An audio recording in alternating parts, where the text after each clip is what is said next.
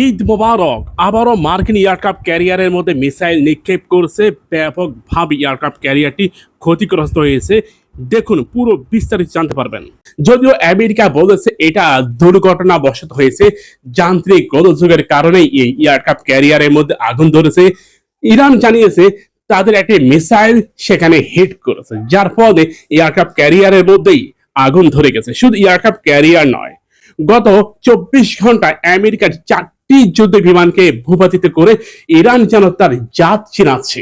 এই যুদ্ধকে কেন্দ্র করে যখন এটা হয়েছিল যে আমেরিকার উপর ব্যাপক চাপ, হরমুজ প্রণালী খুলে দেওয়ার জন্য আমেরিকাও থাইল্যান্ড, কম্বোডিয়া থেকে শুরু করে ভিয়েতনাম পর্যন্ত প্রতিটা রাষ্ট্রকে আমেরিকা আশ্বস্ত করতেছে যে হরমুজ প্রণালী তোমরা ব্যবহার করো, নিরাপত্তা দিব আমি। আর অতি লোভে তাঁতি নষ্ট। থাইল্যান্ড ও আমেরিকার কথায় হরমুজ প্রণালীতে তাদের জাহাজ প্রবেশ করায়, আর মুহূর্তের মধ্যেই থাই কার্গো জাহাজে মিসাইল অ্যাটাক করে ইরান। ড্রোন অ্যাটাক, মিসাইল অ্যাটাকের মধ্য দিয়ে ওই এয়ারক্রাফট ক্যারিয়ারটা পুরোপুরি আগুন ধরে যায়। প্রিয় ভাইরা, মার্কিন সামরিক ঘাঁটিগুলি এমনিতেই ক্ষত বিক্ষত হয়ে আছে, তারপরে আমেরিকার কথার উপর ভিত্তি করে বিভিন্ন রাষ্ট্র যখন হরমুজ প্রণালীতে নিজেদের জাহাজ প্রবেশ করায়, ইরান সুযোগটা খুব ভালোভাবে কাজে লাগায়। গত 24 ঘন্টা ইরান হরমুজ প্রণালীতে প্রবেশ করা মোট 6টি জাহাজে ড্রোন হামলা পরিচালনা করেছে। গত 24 ঘন্টা ইরান টোটাল 48টি মিসাইল নিক্ষেপ করেছে বিভিন্ন জায়গায়। এর মধ্যে 48টাই হিট করতে সক্ষম হয়েছে, যা আমেরিকার সাম্রাজ্যবাদের অন্যতম একটি পতন হিসাবে ধরা হয়। দুনিয়া কাঁপানো এয়ার ডিফেন্স সিস্টেম থাকা সত্ত্বেও 48টা মিসাইলের একটাও তারা ভূপাতিত করতে পারেনি, কিংবা এগুলোকে হিট করতে পারেনি। ইরান জায়গা মতো হিট করে দিয়েছে। এমনকি ইসরায়েলিদের নাতান শহরে মোট 31টা ড্রোন ও মিসাইল নিক্ষেপ করেছে ইরান। ইরানের বিভিন্ন শিয়া গোষ্ঠীরা এই মিসাইলগুলো নিক্ষেপ করেছে। এর মধ্যে 29টা মিসাইল ইহুদিবাদীদের নাতান শহরে হিট করেছে। প্রিয় ভাইরা, গত 24 ঘন্টায় ইরান যা করেছে তা অকল্পনীয়। কেউ কল্পনা করতে পারেনি ইরান এত নিখুঁত হিট করবে।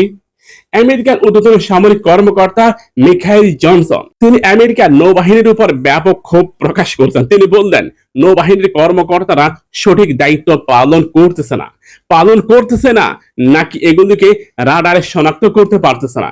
এমনকি আয়রন ডোম হিজবুল্লাহর ছোড়া মোট 11টি রকেট একটাও হিট করতে পারেনি। সবগুলো হিজবুল্লাহর রকেট নাতান শহর থেকে শুরু করে হাইফা বন্দর পর্যন্ত হিট করে ফেলেছে।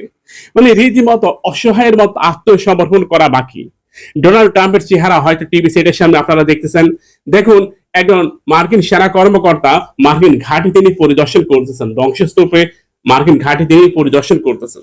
প্রিয় ভাইরা, আমরা মনে করি ইরান যা করতেছে, এর আগে গত 10-12 দিনের যুদ্ধে কি হয়েছে সেটা আমরা ভালো করে জানি, কিন্তু গত 24 ঘন্টায় ইরান তার জাত চিনাচ্ছে। মনে হচ্ছে আল্লাহ সুবহানাহু ওয়া তাআলা নিজেই তাদেরকে সাহায্য করতেছেন।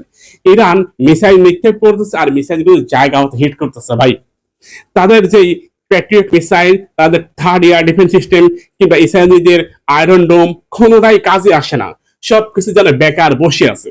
এর মধ্যে আমেরিকা ও পশ্চিমা মিডিয়াগুলো এর দায়ভার চাপাচ্ছে চায়নার উপর, যে চায়না খুব গোপনে তাদেরকে প্রযুক্তি দিয়েছে, আর চায়না প্রযুক্তির উপর নির্ভর করে ইরান জায়গা মতো হিট করতেছে। ভাই, প্রযুক্তি যেখান থেকে আসুক, তোমরা তো অস্ট্রেলিয়া থেকে প্রযুক্তি এনেও বারবার ব্যর্থ প্রমাণিত হচ্ছে।